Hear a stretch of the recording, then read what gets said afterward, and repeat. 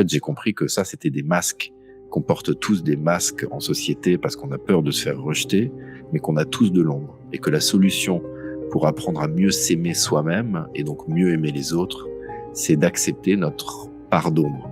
Bonjour à tous, aujourd'hui nous accueillons Jonathan Lehmann qui est auteur de 3 livres sur la thématique du bonheur et du bien-être. Jonathan, tu animes également la communauté Les Antisèches du Bonheur sur Facebook et Instagram et tu proposes des méditations guidées sur l'application Seven Mind. C'est une réjouissance pour moi de t'avoir sur le podcast Vivre Mieux.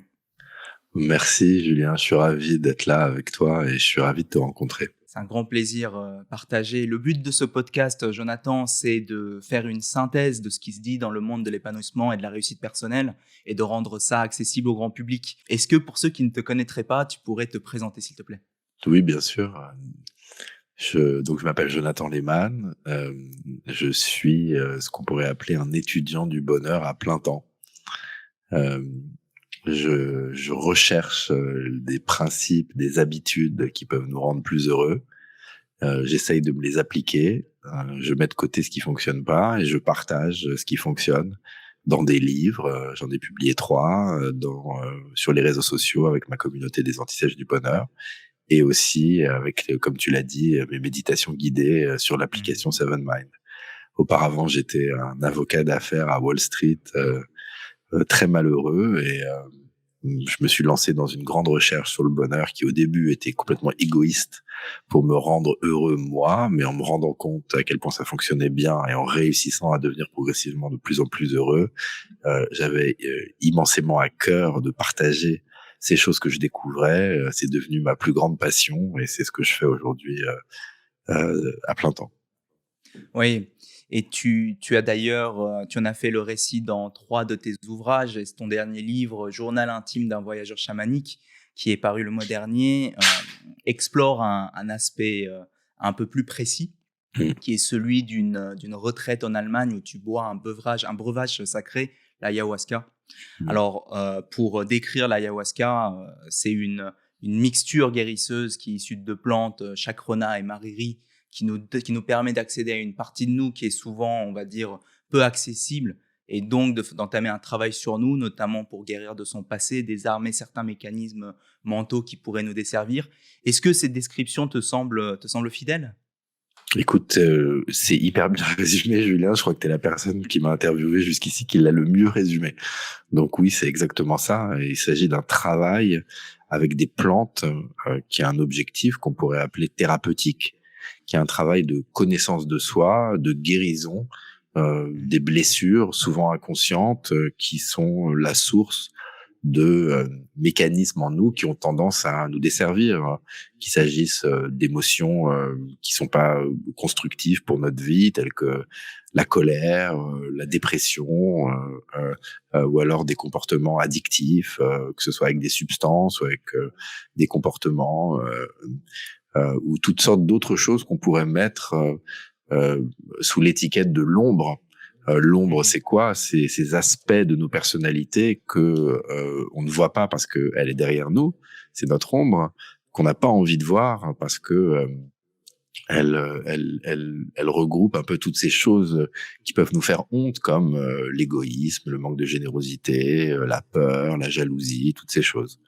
Et une des grandes réalisations que j'ai eues dans ma vie, c'est que on avait tous de l'ombre. Je pensais que j'étais un des seuls à avoir de l'ombre, qu'il y avait plein de gens qui étaient parfaits et qui avaient pas tout ça. Mais en fait, j'ai compris que ça, c'était des masques, qu'on porte tous des masques en société parce qu'on a peur de se faire rejeter, mais qu'on a tous de l'ombre. Et que la solution pour apprendre à mieux s'aimer soi-même et donc mieux aimer les autres, c'est d'accepter notre part d'ombre. C'est donc d'être honnête avec elle et puis ensuite d'envoyer de l'amour à ces parties de nous-mêmes qui ont créé cette ombre pour nous défendre maladroitement. Et c'est effectivement de tout ça dont il s'agit dans Journal intime d'un voyageur chamanique. D'accord. Et d'ailleurs, pour peut-être rebondir sur ce travail de l'ombre, finalement, on part de l'idée qu'il existe en nous une sorte un moi supérieur et que pour tendre vers, ou plutôt pour laisser pleinement l'expression de son moi supérieur, je vais travailler sur mon ombre. qui est pas tant dans une sorte de déconstruction ou une suppression de son ombre, mais plutôt de l'accueil et de l'observation de cette partie de moi qui est un peu une construction on va dire, de fichiers qui sont issus de programmation ou de croyances de son passé, par exemple, hein. Non, c'est ça. Il y a plein de choses très intéressantes dans ta question, Julien.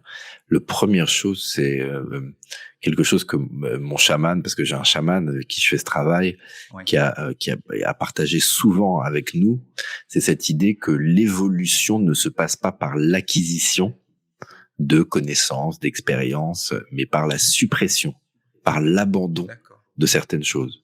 Donc, j'évolue quand j'arrive à me défaire de certaines habitudes, quand j'arrive à me défaire de certains automatismes, de certaines peurs, ou pour reprendre la terminologie de Don Miguel Ruiz dans les accords Toltec, de certains accords.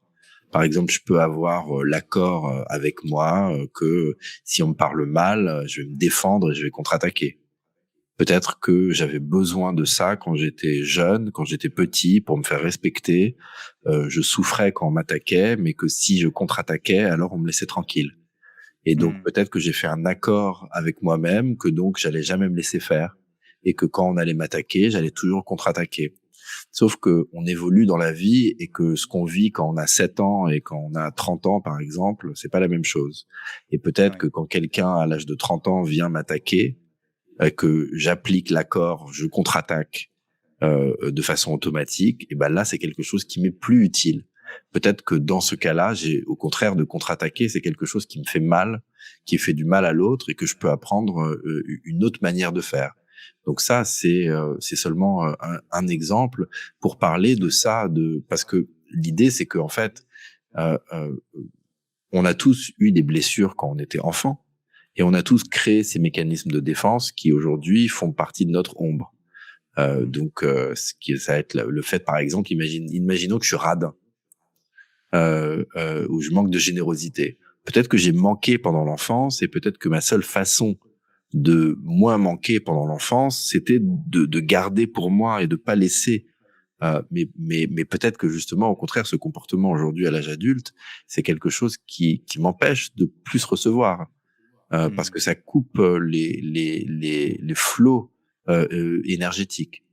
Donc l'idée, ça va être d'essayer de comprendre quels sont ces mécanismes de défense qui font partie de notre ombre et d'avoir de la tendresse envers ces mécanismes de défense, de comprendre aussi que c'est comme s'il y avait des entités à l'intérieur de nous qui agissaient pour nous défendre. Et comment est-ce qu'on va apprendre à parler à ces entités, parler à ces aspects de nos personnalités en disant merci, je sais que tu es en train d'essayer de me défendre et que tu veux mon bien, mais je crois pas que tu es véritablement en train de m'aider là comme tu crois que tu voudrais m'aider. Et l'idée, bien sûr, c'est que derrière toutes ces couches de notre personne, la première étant le masque, qui suit étant l'ombre étant les mécanismes de défense qui découlent des blessures d'enfance, tout au fond, c'est ce à quoi tu faisais allusion, il y a ce qu'on peut appeler notre moi supérieur, que moi j'irais jusqu'à appeler notre moi divin. Oui. C'est l'étincelle divine qu'il y a en chacun de nous. C'est la compassion, la créativité, la générosité, le sens du jeu, l'amour, Ouais. véritablement. Et si on arrive à déblayer un peu les couches, eh ben on peut mieux faire rayonner cette partie de nous qu'il faut pas confondre avec le masque. On peut porter un masque de compassion, un masque de générosité, un masque de spiritualité, mais c'est pas pareil que notre moi supérieur quand il illumine ces qualités-là. Ouais. Ouais. Et peut-être des mots comme propagation, expansion, rayonnement peuvent aussi, je pense, qualifier ce moi divin. En tout cas, l'expression, ouais, de la divinité qui est peut-être en nous. Et en même temps, je voudrais rebondir en fait sur une partie que tu mentionnais, c'est finalement le fruit de nos blessures d'enfance, de nos blessures du passé, font, si tu veux, surgir ces automatismes. Et tu as écrit le mauvais en nous est le fruit de nos blessures d'enfance. Donc c'est cette idée que finalement la source du mauvais est principalement dans ces blessures d'enfance. Oui, oui, il me semble que on a des blessures quand on est enfant qui sont pas toujours conscientes quand on est à l'âge Ouais. adulte. et que c'est ces choses-là, en fait, c'est les blessures de l'enfant intérieur qui nous poussent dans la vie. Après, ça veut pas dire qu'il peut pas y avoir d'autres blessures, qu'on peut pas vivre d'autres traumas. On peut vivre des traumas à l'âge adulte, on peut vivre des blessures à l'âge adulte, évidemment. Mais le gros de ce qui nous pousse et nous motive et nous active dans notre vie tous les jours, il me semble, c'est des choses qui se sont passées pendant l'enfance et vers lesquelles on doit se retourner pour mieux se comprendre, mieux s'accepter et vivre une vie plus heureuse et plus consciente. Oui, et ça résonne parce que quand je fais référence à ton livre, ce que j'ai particulièrement apprécié, en fait, c'est le fait que tu fasses le récit de ta propre expérience et que tu l'utilises comme le véhicule pour illustrer ces idées. Et le fait que tu partages ta propre expérience dans ses, je dirais, moindres détails et dans son intimité, ça permet de faire passer des messages qui autrement n'auraient, je pense, pas été ressentis, perçus avec autant d'intensité. Et d'ailleurs, tu dis que dans ce troisième livre, en fait, tu n'es plus dans un exercice où tu cherches à convaincre, mais justement à témoigner. Hmm. Oui, ce que je fais dans le bouquin, clairement, c'est que je me mets à nu et je parle de trucs dont j'ai honte. Et c'est pour ça, je crois, le retour numéro un que les gens me font, c'est me disent, putain, c'est courageux ton bouquin parce que tu te mets à nu, t'y vas parce que je raconte une fois où j'ai Ouais. été inadéquat sexuellement pour une femme, je raconte des addictions, je raconte des moments où j'étais prétentieux, je raconte des humiliations, je raconte beaucoup de choses en fait qui sont pas hyper reluisantes et où c'est pas genre regardez-moi comme je suis cool, comme je suis Ouais. sympa, comme je suis réussi et tout, non, mais parce qu'il y a une vraie intention, c'est de dire et c'est pas grave, vous savez quoi, je m'aime quand même. Hmm. J'ai de la merde à l'intérieur de moi, mais on a tous de la merde à l'intérieur de nous. Et si Ouais. j'apprends à vous montrer que, genre, je peux vous montrer la merde sans avoir peur que vous me rejetiez, sans avoir peur de me rejeter moi-même, mais, dans un chemin d'amour de soi, alors j'ai envie de vous inviter, vous, à faire pareil. Et Ouais. vous, à avancer dans la bonne direction, avancer vers plus d'alignement, avancer vers plus de connaissance de vous-même, d'honnêteté avec vous-même, avec les autres, et donc d'amour dans vos vies. Ouais, et ça, je l'ai senti, vraiment, enfin, ça boucle avec ce qu'on a évoqué sur les blessures. C'est-à-dire que tu nous parles de ton propre passé où tu as eu, je dirais une enfance où tu parles de blessures de manque affectif, hein, de manque d'amour, Mmh. et également, jusqu'à la dynamique intergénérationnelle de ces blessures.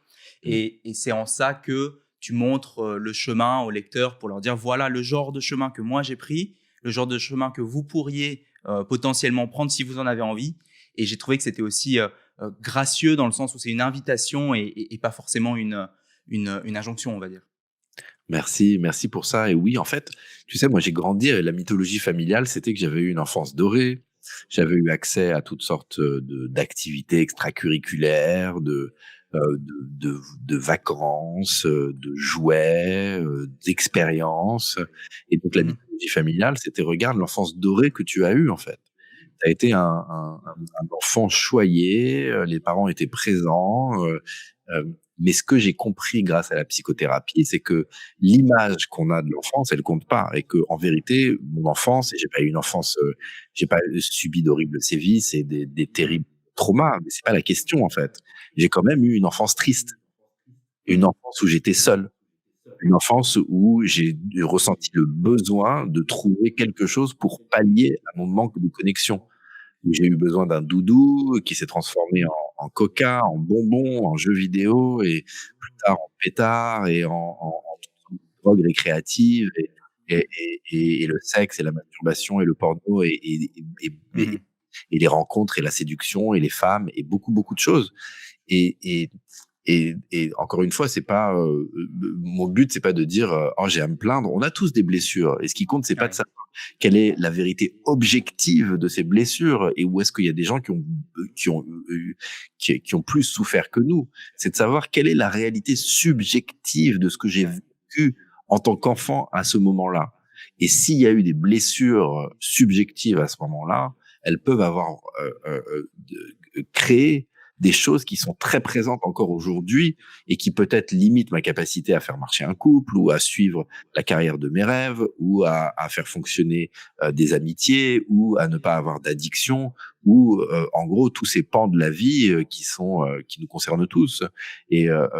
qui peuvent être une lutte pour beaucoup d'entre nous. Et effectivement, c'est une invitation à aller réexplorer peut-être les mythologies familiales qu'on a un peu gobées de nos parents pour essayer de Ouais. comprendre quelle est la réalité de ces années de notre développement qui ont qui ont été si importantes. Et je sais à quel point c'est un cliché, l'idée, la psychothérapie, papa, maman, les histoires d'enfance et tout. Mais bon, c'est un cliché aussi pour une bonne raison. C'est parce que c'est ça qui nous a constitués.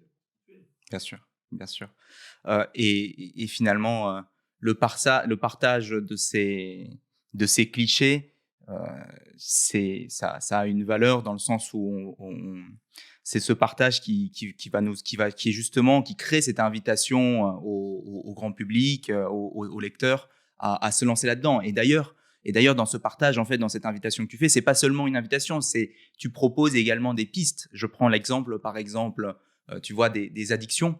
Tu proposes l'idée que très souvent les blessures de non-amour, elles viennent, ce sont à la source des comportements addictifs, Mmh. et ça boucle avec ce que tu as dit avant.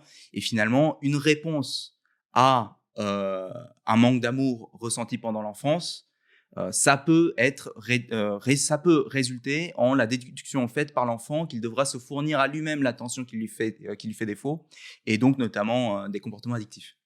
Mmh. Absolument, absolument. Et moi, en fait, je pensais avant, j'ai eu beaucoup de problèmes d'addiction dans ma vie, et je pensais que j'étais accro à telle ou telle chose, et donc qu'il fallait que je sorte de mon addiction à telle ou telle chose. Par exemple, je pense, je sais pas, la cigarette. Ça a été très difficile pour moi d'arrêter. Donc je pensais, j'arrête la cigarette. C'est très très dur, mais une fois que j'ai arrêté la cigarette, au moins je peux cocher cette case de cette addiction-là. Mais ce que nous dit la science des addictions, c'est que ça marche pas du tout comme ça. C'est que les addicts comme moi, ils sont addicts au fait d'être addicts, et qu'on trouve toujours un autre comportement. Et je me suis retrouvé par exemple à devenir un joueur compulsif d'échecs sur Internet.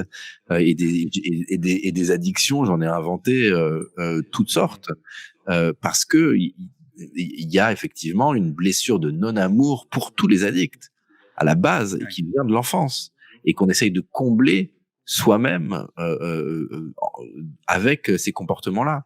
De la même façon, le narcissisme qu'on peut définir comme le fait d'obtenir, d'essayer de rechercher de l'attention de l'extérieur, des compliments, des likes, de la notoriété, toutes ces choses-là. Ça aussi, c'est en général, on fait ça parce qu'on a une blessure de non-amour. Et j'en sais Mmh. quelque chose étant influenceur sur les réseaux. On a une blessure de non-amour, et qu'on essaye et qui est pas résolue. On a toujours un Mmh. enfant à l'intérieur de nous qui dit mais aime-moi, aime-moi, et on n'arrive pas à aimer cet enfant, donc on a des comportements addictifs pour essayer de le calmer, d'anesthésier cette douleur. Donc on a des comportements narcissiques pour essayer d'obtenir de l'énergie à l'extérieur. Et la seule solution saine, Ouais. c'est effectivement d'apprendre à donner de l'amour là où ça fait mal, d'apprendre à aller donner de l'amour à cet enfant qui est à l'intérieur de chacun de nous. Ce que dit Mmh. l'auteur désormais décédé, Thich Nhat Hanh, dans son livre sur l'enfant intérieur, il dit on doit tous chaque jour parler à son enfant intérieur et écouter ce qu'il a à nous dire tous les jours, parce que notre vie est menée par ses forces d'une manière bien plus conséquente Mmh. qu'on peut le voir. Donc finalement, c'est, aller à la racine, de la blessure, c'est-à-dire à l'événement, au moment, je dirais au moment, au singulier, au pluriel, hein, qui était, marquant en termes de blessure, de manque, d'amour, de reconnaître ce manque d'amour, de l'observer, d'y porter, de l'affection, de l'accepter, de lui donner l'amour aujourd'hui qu'on n'a pas eu, dans le passé. Et ça nous permet, on va dire, de faire désenfler, cette blessure qui prend, beaucoup de place dans nos décisions, mais pas seulement des décisions conscientes, mais peut-être la façon dont on perçoit le monde, au quotidien. Tu poses une question vraiment intéressante là, Julien, et c'est déjà de savoir, est-ce que pour soigner l'enfant intérieur, j'ai besoin de retourner à la base de ma Mmh. blessure? Et je pense que c'est utile. Et moi, je pense qu'on peut le faire avec la thérapie, on peut le faire avec le chamanisme et tout. Mais je me demande si c'est indispensable. En tout cas, ce que je veux dire ici, c'est que on Oui. peut aussi faire un travail sur ces blessures-là sans forcément aller à la racine. Je te donne un exemple. Je m'embrouille avec ma copine. Elle me coupe la parole. Elle a pas pensé à moi sur un truc. Je m'embrouille avec elle. Je me mets en colère. Je vois que je commence à me mettre en colère, que c'est pas la bonne partie de mon cerveau qui est aux manettes, donc je pars. Et là, je vois que j'ai mal. Et Mhm. qu'est-ce que je fais? J'applique les enseignements de l'auteur Tara Brach, qui dit va voir l'enfant intérieur qui hurle. Et donc je vais voir le petit Jonathan et je dis qu'est-ce qu'il y a? Et bah il dit bah je me sens pas aimé. Si j'étais aimé, on me couperait pas la parole, ou on penserait à moi, ou on m'aurait pas oublié, ou on m'aurait gardé un petit peu de ce plat, ou je sais pas quel est le truc trivial qui m'a fait partir en sucette. Mais et donc le travail à ce moment-là, c'est d'entendre, de réussir à s'isoler, à se mettre en méditation, entendre qu'est-ce que notre enfant intérieur a à dire. Ça veut dire un moment où tu te mets en colère, un moment où tu sens qu'il faut que tu ailles vers un paquet de gâteaux ou un truc pour anesthésier quelque chose, un moment où t'es en détresse. Plutôt que de Mhm. pointer l'extérieur du doigt, plutôt que d'aller anesthésier, pose-toi la question déjà, demande à l'enfant intérieur. Et plus tu vas lui demander, plus tu vas l'entendre, qu'est-ce qu'il y a. Et ensuite, apprends à lui donner de l'amour. Apprends à dire, et moi c'est ce que je fais, apprendre à dire, ok, je suis là pour toi. T'en fais pas, moi je t'aime. Et Mhm. si ces choses, si on t'a coupé la parole et tout, ça veut pas dire que t'es pas aimé. Donc Mhm. respire, tout va bien, moi je suis là, moi je ferai toujours attention à toi. Et donc ça, c'est quelque chose d'hyper important à faire. Je pense qu'un autre truc qui peut être utile, mais ça dépend des contextes, euh, c'est de connecter à cet enfant intérieur, mais peut-être avec autrui. Mhm. Alors il faut être vraiment dans une situation de grande intimité. Donc c'est pas, ça dépend à quelle phase de vie on est. Est-ce qu'on est en couple ou pas? Est-ce qu'on a quelqu'un de très proche avec qui on peut le faire? Mais moi, avec ma compagne, avec Jeanne, ça m'arrive. Je l'ai jamais fait de ma vie auparavant. Si elle fait quelque chose qui pourrait me mettre en colère et où je vais m'énerver contre elle parce que mon enfant intérieur se sent pas aimé, parfois j'arrive à me rendre vulnérable et à dire, tu sais quoi, là, le petit Jonathan, il se sent pas bien. Là, le petit Jonathan, il a mal de ce que tu viens de faire. Et parfois, juste, ça empêche le conflit. Parce que au lieu de la mettre sur la défensive, elle voit que je viens, je me rends vulnérable. Et du coup, elle peut interagir avec ça et me répondre et on peut sortir de ce conflit potentiel. Finalement, le travail de l'ayahuasca, je dirais, est complémentaire à ce travail de communication que tu fais au quotidien avec ta femme, hein. Oui, en fait, c'est la première fois que je suis dans une relation avec une femme où je comprends le but de la relation et que la relation est pas là pour me donner du plaisir, mais qu'elle est là pour me faire évoluer spirituellement. Euh, Bien sûr, la relation, elle me donne plein de plaisir, mais c'est avant tout un outil pour faire ce que nous, on est censé faire sur cette terre, à savoir évoluer spirituellement et nous Oui. rapprocher de notre nature divine.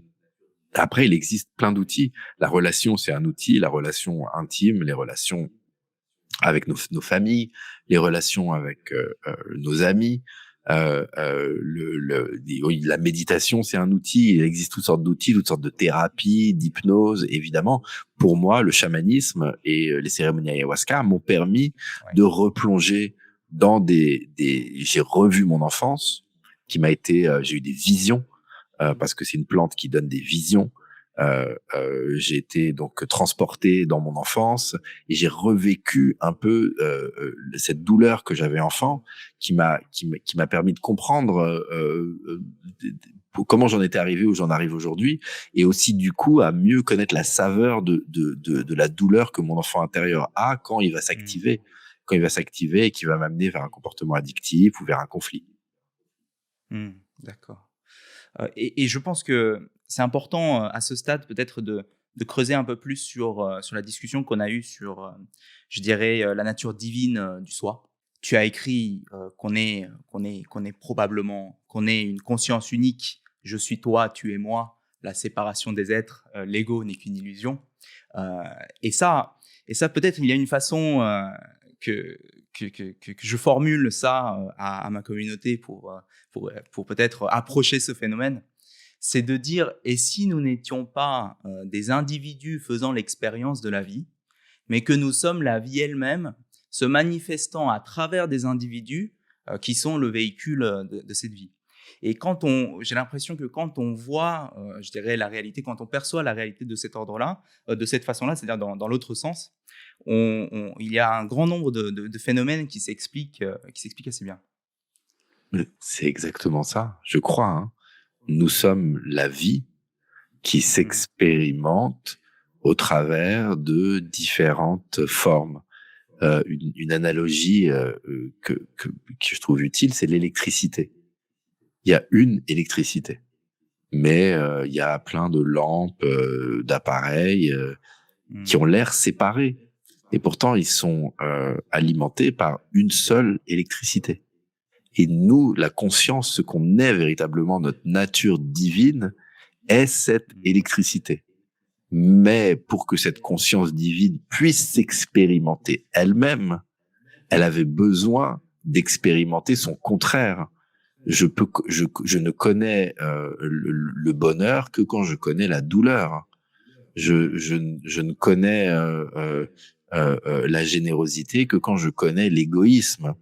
Donc, c'est pour ça que la conscience aurait créé la dualité et l'oubli.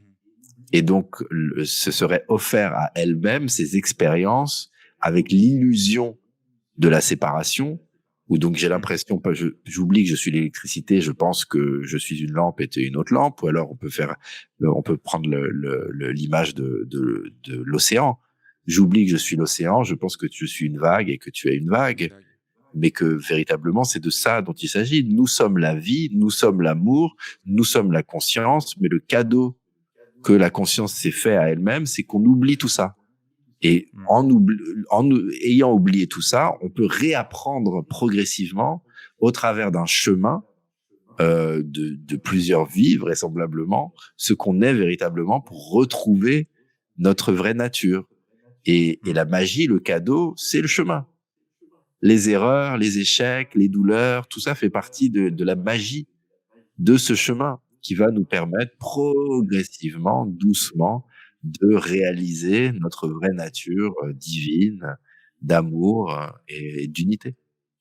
Et dans ce chemin se trouve notamment l'ego et les blessures justement qu'on a eues dans le passé, mais également, je dirais, tous les besoins inassouvis, hein, tous les besoins inassouvis, que ça soit des besoins de sécurité, des besoins d'estime, d'accomplir, etc.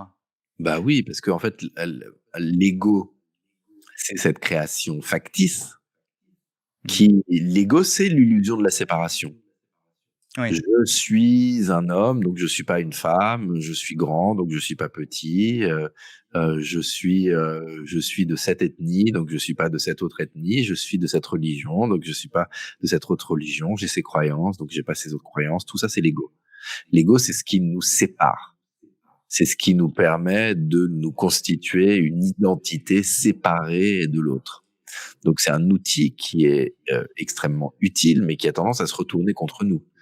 Il faut qu'on apprenne que c'est un outil qu'on peut mettre de côté aussi pour justement mieux connecter les uns avec les autres. Et évidemment, ce qui va main dans la main avec l'ego, c'est la peur.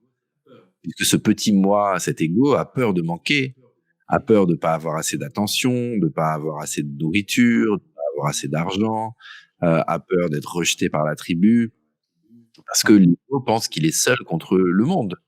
Mais c'est une erreur, en fait qui a été c'est ma croyance, je peux pas le démontrer scientifiquement, mais c'est une erreur qui a été implantée par la création intentionnellement.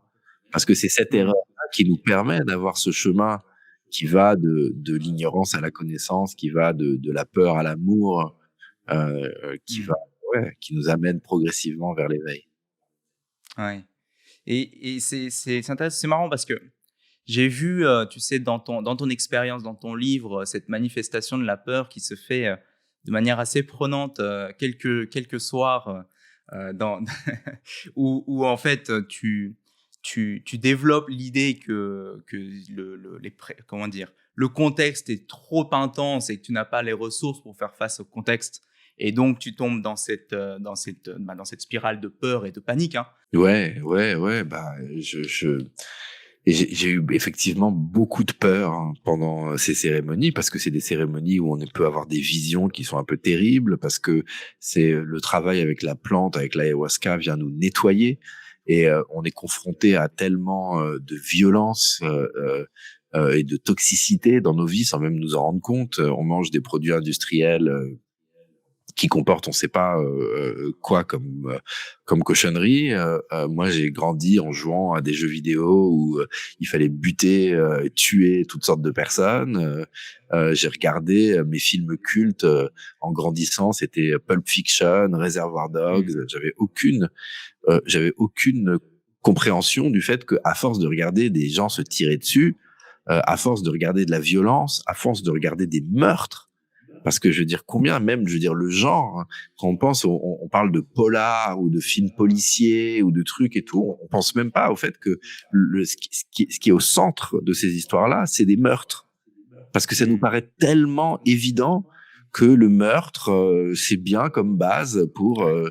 une œuvre artistique. Mais c'est un truc de fou quand même. Et donc, on emmagasine un nombre de choses Ouais. extrêmement contre-productives à notre épanouissement personnel, à l'ouverture de notre cœur. Et donc, on a besoin de les nettoyer. Et donc, on se retrouve dans un travail profond comme l'ayahuasca, du coup, on peut avoir toutes sortes de visions de choses emmagasinées qui sont des choses qu'on s'est fait et qui sont pas très bonnes. Moi, par exemple, je consommais beaucoup de pornographie. Mmh. Euh, J'avais aucune conscience de la violence qu'il y avait dans le monde de la pornographie, comme de ce que je regardais, ce que je consommais, c'était des images en fait de souffrance, même si ça se Mmh. voit pas à l'écran, et que donc j'emmagasinais énergétiquement cette chose-là qui était très mauvaise pour moi. Et donc quand j'ai été confronté à ces choses-là, j'ai eu des visions de ça qui étaient particulièrement effrayantes, oui. Tu as parlé de pornographie et de rap. Ouais. Ouais, bah, j'ai grandi en adorant le rap, j'écoutais beaucoup, beaucoup de rap, Ouais. et j'adore ça, hein, le rap. Mais Mmh. pareil, je me suis rendu compte que bon, je suis quelqu'un je me suis mis à méditer sérieusement, à faire un travail thérapeutique sérieux, à essayer d'aligner mes pensées, mes paroles, mes actes, et j'ai vu que Ouais. j'écoutais de certaines musiques, et c'est encore le cas, hein, j'ai pas complètement fini de m'aligner sur ça, mais des musiques qui étaient pas alignées avec mes valeurs profondes. Et le rap comme forme d'expression artistique, je trouve ça formidable. Maintenant, c'est vrai Ouais. il y a des raps qui sont particulièrement violents, qui sont particulièrement sexistes, et pas que des raps, hein. Il y a d'autres musiques qui sont des musiques qui parlent de crimes, qui parlent d'attaques, et qui vibrent pas à une haute fréquence. Si on écoute ça, moi, par exemple, j'avais des chansons enfin, c'est un grand artiste, hein, Kendrick Lamar. C'est quelqu'un, je crois, qui est vraiment un hyper, hyper, hyper doué. Mais il se trouve que moi, dans ma playlist, j'avais des chansons de Kendrick Lamar qui étaient sur des cambriolages, sur Ouais. des combats de gangs, sur et je chantais à tue-tête ça, et c'était, et alors que j'enseigne la méditation, et je me suis dit non, ça va pas, il y a une contradiction. Donc ouais, aujourd'hui, j'essaye Ouais. d'écouter, de faire attention, parce que la musique, c'est quelque chose qu'on consomme. De la même façon que si je vais manger quelque chose qui contient plein de mauvais produits chimiques, si je consomme une musique qui contient de l'énergie de violence, de domination, je pense que ça va se ressentir dans d'autres pans de ma vie. Mmh.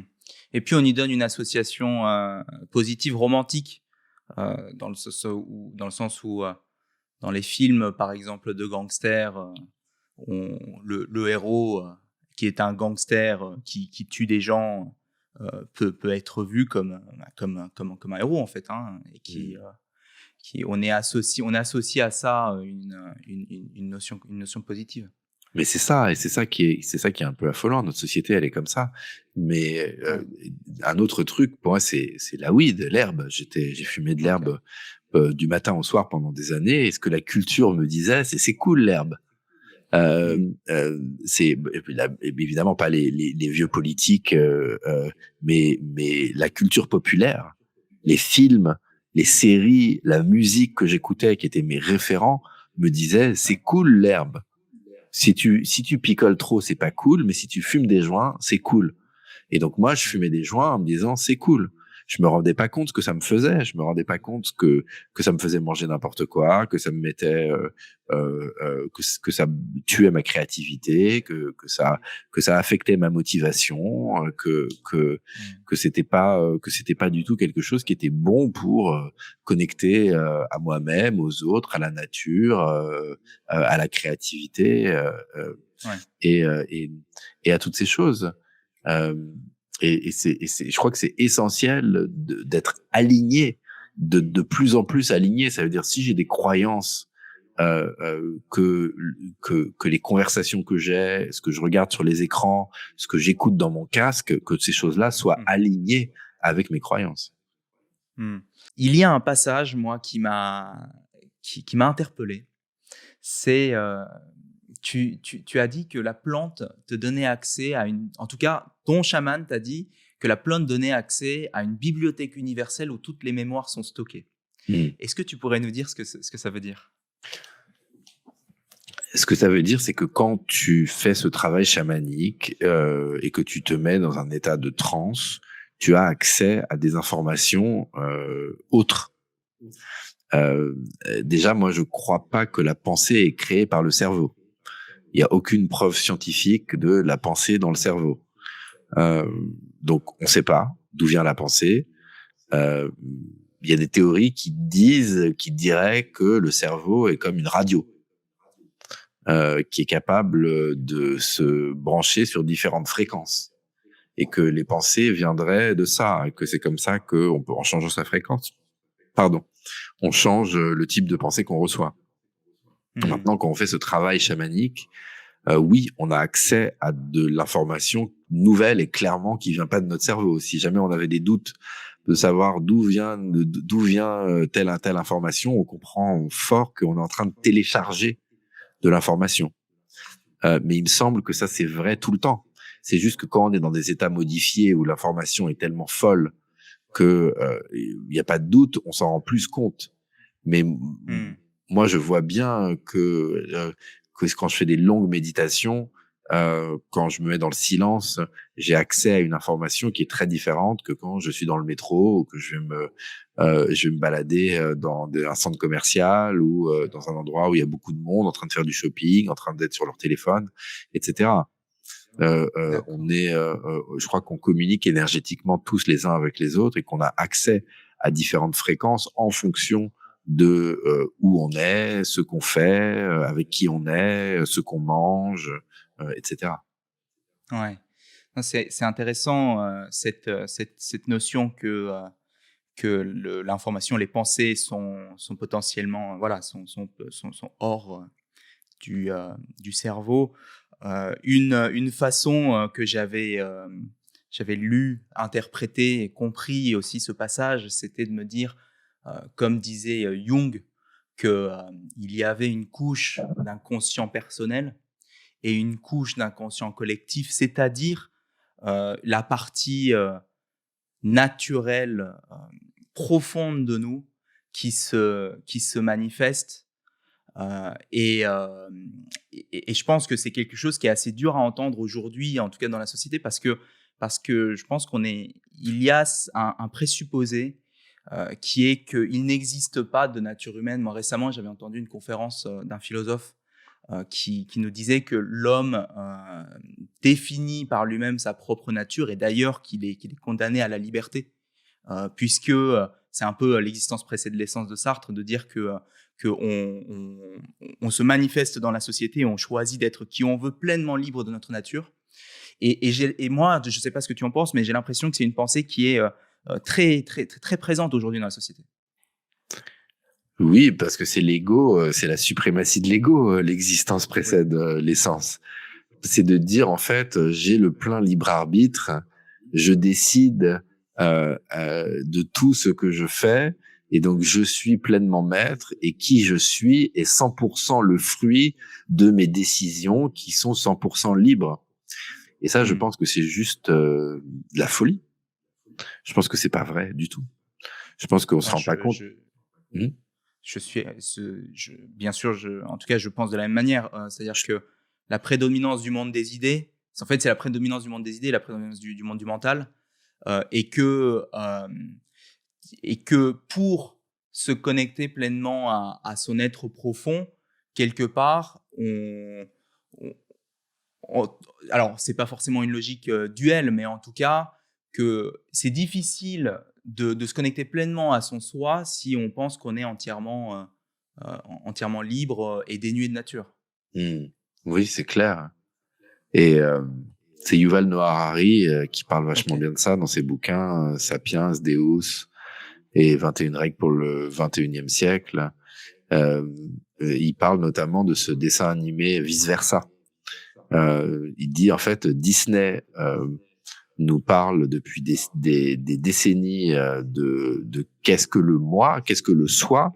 En fait, qu'il y aurait une essence du soi et qu'il suffit du pouvoir de la volonté pour aller à la rencontre de cette essence et devenir qui on est véritablement. C'est en gros l'arc d'histoire de tous les Disney, Oui. et vice versa arrive et donne un grand coup de pied dans tout ça en disant non, non, non, non, vous n'avez pas compris, on est des robots biologiques. On a tous plusieurs personnages à l'intérieur de nous. En l'occurrence, dans vice versa, c'est la joie, la tristesse, la colère, le dégoût et la peur. Et que en fonction de qui est aux manettes, on est une différente personne. Et de savoir qui est aux manettes dépend de notre conditionnement, dépend de beaucoup de Ouais. choses qui n'ont rien à voir avec nous, dépend de ce qui se passe autour de nous à l'instant T, dépend de blessures transgénérationnelles, que en fait on est aux commandes de bien peu de choses. Ouais. Euh, et moi, c'est ce que je crois aujourd'hui. J'étais quelqu'un qui était totalement existentialiste. Je ne jurais Mhm. que par Sartre. Mais j'ai fait un chemin depuis où je le suis de moins en moins. Je crois de plus en plus euh, euh, à ce qu'il y ait des choses qui soient écrites et que et qu'on soit effectivement, comme c'est montré dans ce dessin animé, des robots biologiques. Mais maintenant, ce qui est magique avec la vie, c'est que même si on est des robots biologiques, on s'en rend pas compte. C'est ça le cadeau, surtout de la conscience à elle-même. Ça veut dire, on est, je crois qu'on est comme quelqu'un qui est devant un feu de la route et qui dit regarde, un, deux, trois, et là je le fais passer au vert. Là, dans un, deux, trois, tu vas voir, je vais faire passer au rouge. Et le personnage est persuadé qu'il est en train de faire passer le feu du vert au rouge. Il se rend pas compte que de toute façon, il va passer du vert au rouge. Et c'est ça, je crois que le Ouais. cadeau de sa conscience en fait, à elle-même, c'est que il y a une conscience unique. Je crois que tout est écrit et que la magie de la vie, c'est que on vit la vie de telle façon, de telle sorte à croire qu'elle ne l'est pas. Quel est on va dire, la prochaine étape, enfin le projet pour toi, c'est de continuer à répandre ces convictions au grand public, ou est-ce que c'est plus la poursuite d'une voie spirituelle? Bah, les deux en général, j'ai envie de dire. Écoute, depuis le début des Antisèches du Bonheur, ce que je fais, c'est que je fais du travail pour moi, pour essayer d'avancer, pour essayer d'évoluer. Mais en même Mmh. temps, dès que je découvre des choses qui pourraient être utiles pour les gens, je les partage. Et j'adore faire ça. Donc pour l'instant, les deux, hein, l'aspect travail sur moi et l'aspect partage. Donc je pense que j'espère que ça va continuer. Tant qu'on aura envie de Ouais. continuer à faire, enfin, à écouter ce que j'ai à dire, à lire ce que j'ai à écrire, je vais continuer à faire ça. Là, je m'apprête à rentrer dans une grande, grande, grande nouvelle étape de mon apprentissage de la vie, puisque je vais devenir papa. Ah Et, ouais, ouais, et que bravo, tu merci. dois être fier. Et que je sais que donc j'ai un nouvel enseignant qui arrive et qui va me botter les fesses et que je vais apprendre beaucoup et je pense que j'aurai à partager sur ça aussi et sur les prises de conscience que je vais avoir avec ça. D'accord. à un moment donné, l'intérêt général, favoriser l'expansion des pratiques du bonheur dans l'intérêt général était aussi quelque chose que tu faisais. Est-ce que ça fait partie de la suite? Oui, oui, absolument. Encore une fois, j'essaye d'être un peu ouvert aux besoins qu'il y a à un certain instant. Il me semble qu'il y a un grand besoin du côté des enseignants d'avoir un peu plus de calme et de bienveillance, de concentration dans les classes, que la pratique de la méditation fait un bien fou. On a donc créé des kits de méditation gratuits pour les écoles qui sont utilisés par des milliers d'enseignants dans des classes pour apprendre le respect, la bienveillance, l'écoute, la compassion aux tout petits. Un peu comme ce que tu disais, je crois, tout à l'heure, au début, un Mmh. socle, chose essentielle. Moi, j'ai appris tellement de noms de batailles et de savoir combien il y avait eu de morts et qu'est-ce qui s'est passé et des trucs dont on n'a rien à foutre, franchement. Pourquoi j'ai appris toutes ces conneries? Et j'ai pas appris comment écouter bien quelqu'un, j'ai pas appris comment Ouais, respirer, j'ai pas appris, j'ai pas appris ce qui était bon à manger pour mon organisme et ce qui était pas bon. Enfin, c'est de la folie quand même. L'école, ouais, tu sais qu'on nous raconte, c'est complètement dingue. Donc, je crois qu'il y a besoin d'autre chose et que ça peut pas passer par le ministère de l'Éducation nationale qui est un mammouth, qui bouge pas, que c'est avec des enseignants militants ouais. qu'on crée ce mouvement. Mmh. Ça a super bien marché et donc on a créé un kit pour les lycéens, on a créé un kit pour les maternelles, on vient de créer un cahier, de bonheur pour les donc ça, cet aspect, et ça, c'est quelque chose qu'on fait tous parce qu'on est dans l'équipe des enseignants du bonheur, on est plein de personnes à travailler là-dessus, mais entièrement bénévolement, le produit est entièrement gratuit. Il me semble que c'est quelque chose D'accord. qui est important pour la société et dans la mesure où on peut gagner de l'argent, ailleurs, on est content de le faire gratuitement. J'ai travaillé pas mal dans des entreprises. J'ai moins à cœur aujourd'hui de travailler dans des entreprises parce que ce que je ressens avec les entreprises, c'est souvent qu'il faut adapter le discours un petit peu en fonction de ce que l'entreprise, Ouais. a envie d'entendre et moi, j'ai pas envie d'adapter mon discours et j'ai envie de laisser des gens venir à moi et au discours qui me vient spontanément, honnêtement. Heu, je m'intéresse pas mal au milieu carcéral et Ouais. voilà, peut-être un jour j'aurai l'occasion d'aller, dans des prisons pour faire ce travail. Ça, j'aimerais beaucoup, beaucoup le faire parce que je pense que Mmh. les gens dans les prisons reçoivent pas assez de bienveillance et de bonne attention. Et voilà j'ai envie de continuer à écrire et à créer des méditations guidées et à participer à ce grand travail d'éveil de la conscience. Ouais. 2 questions pour finir, Jonathan et d'ailleurs enfin avant de dire ça, je trouve ça inspirant, ce travail, pour l'intérêt général que toi et ton équipe, faites et donc voilà, je tenais quand même à le dire. La 2e question, donc la question elle s'enchaîne par rapport à ce qu'on vient de se dire sur l'intérêt général. Est-ce que s'il y a un concept que tu aurais aimé toi apprendre à l'école, que l'école ne nous apprend pas, qu'est-ce que ce serait? Le concept de présence, Mmh. le concept de comprendre qu'est-ce que ça veut dire être ici et maintenant. Qu'est-ce que ça veut dire, ne se détacher des pensées, se désidentifier du mental? Observer les pensées sans leur donner d'énergie, observer les sensations dans le corps et la traduction physique des émotions sans, créer un discours, mental qui vient suivre. Apprendre à être véritablement là, ici et maintenant, parce que c'est la base de la Mmh. conscience, c'est la base de l'amour, c'est la base de la réussite, c'est la base de tout. Ouais. Ce serait en primaire, au collège? Écoute, je crois dès le primaire, moi j'ai créé donc un kit pour les maternelles. Je pense Ouais. que les initiés, j'ai pas beaucoup d'expérience avec les maternelles. J'ai été dans des écoles primaires. Je vois que quand même, 5-6 ans, c'est un petit peu plus difficile. À partir de 7-8 ans, ça capte très, très bien, hein. Il y a pas besoin d'attendre le collège. À partir de disons en CM1, à mon avis, tout le monde devrait méditer. D'accord. On devrait apprendre ça, apprendre à pardonner, apprendre à passer du jugement à la compréhension. Si je me fais agresser par un petit camarade, peut-être que c'est parce que, il a mal dormi, c'est peut-être que ses parents se sont engueulés, peut-être qu'il est triste.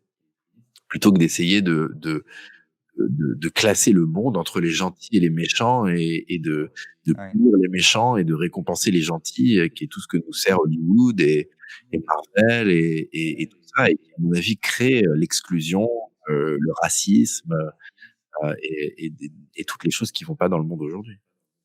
Mmh, mmh, mmh. Les rapports de domination et de soumission notamment. Oui. Mmh mh. Qui OK. partent du coup Et de l'idée qu'il y aurait des gentils et des méchants. Et moi, j'ai grandi en regardant, des dessins animés où c'était que les gentils contre les méchants. Les gentils contre les ouais. méchants, les gentils contre les méchants, les gentils contre les méchants. Personne remet ça en question.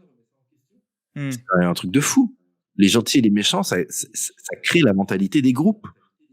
Ça Ouais. crée la mentalité que, il faut qu'on fasse partie du bon groupe et qu'on rejette le mauvais groupe. Ça crée les guerres, ça crée les exclusions. On a besoin de sortir de cette folie. Pour moi, ça crée aussi, ça crée, des groupes, ça crée l'exclusion, ça crée la logique que, ça ne favorise pas la prise de responsabilité de ce qui est mauvais en moi et ça boucle aussi avec, cette notion de la part d'ombre parce qu'on est, on est tous capables de faire le mal et d'ailleurs à la place de l'autre, on ferait probablement la même chose, enfin je crois et donc ça favorise le fait de pointer du doigt et donc cette logique de, on est contre. Mmh. Bah, c'est exactement ça. Et Jonathan, on arrive à la dernière question qui est, qu'est-ce que pour toi ça signifie une vie, plus épanouie, plus réussie? Une vie plus épanouie, c'est une vie où on apprend à s'accepter, à s'aimer, à se pardonner quand on commet des erreurs. C'est une vie où on essaye de donner le meilleur de soi, mais où on n'est pas dans le perfectionnisme et où quand on fait quelque chose qui montre, un manque de concentration, un manque de générosité, un manque, de présence et ben, c'est pas grave, on apprend de ça et puis on essaye de faire mieux la prochaine fois. Pour pouvoir mieux connecter avec l'autre, pour pouvoir, donner de l'amour à l'ombre de l'autre, plutôt que de la pointer du doigt. Parce que c'est ça qui nous permet de faire ce qui est le plus essentiel, à la conscience, à l'amour, au bonheur, c'est de connecter avec les autres. Mais je peux pas connecter avec les autres tant que je sais pas connecter avec moi-même. OK. Ravi d'avoir, discuté, avec toi, Julien et bravo pour le travail que tu fais et heu et ouais on est dans la même équipe. Merci Jonathan et je te souhaite aussi cette belle nouvelle étape, dans ce nouveau rôle de papa que tu entames et à très bientôt j'espère. Merci, oui, à bientôt Julien.